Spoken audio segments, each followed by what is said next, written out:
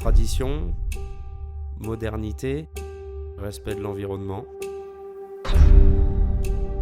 Champignon est quand même au centre de l'appellation Champagne, avec ses coteaux plantés en vigne qui surplombent la ville d'Épernay, qui pour moi est quand même la capitale du Champagne. Mes grands-parents exploitaient de la vigne, mon père également, et qui plus est, a lancé la marque de champagne au très haut. Derrière tout ça, comment dire qu'on n'est pas issu du terroir. Ma passion a toujours été là et elle demeure encore là aujourd'hui par rapport au travail que je peux faire. Il faut toujours évoluer, il faut être à l'écoute, aller de l'avant, aussi bien sur les pratiques culturelles que sur les méthodes de vinification. On ne peut plus faire ce qu'on faisait il y a une trentaine d'années. Le défi environnemental que se fixe en Champagne est quand même très important. Depuis donc 2017, l'exploitation du champagne au très haut est ce qu'on appelle certifié haute valeur environnementale au niveau 3 et en plus viticulture durable en Champagne.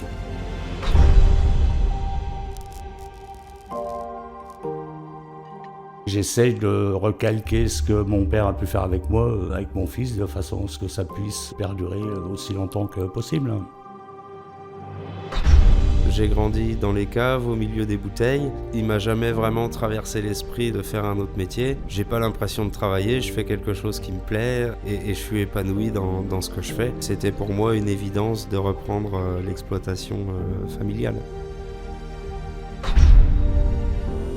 Je bénéficie aujourd'hui de l'expérience de mon grand-père, de mon père, mais d'un autre côté, j'ai aussi des outils très modernes dont eux ne bénéficiaient pas forcément. En alliant ces deux choses-là, on arrive à de très très bons champagnes.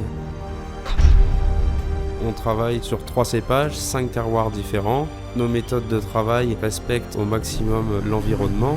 On maîtrise toutes les étapes du plant de vigne jusqu'à la bouteille terminée. Il n'y a aucun autre intermédiaire entre les étapes de travail de la vigne et de vinification.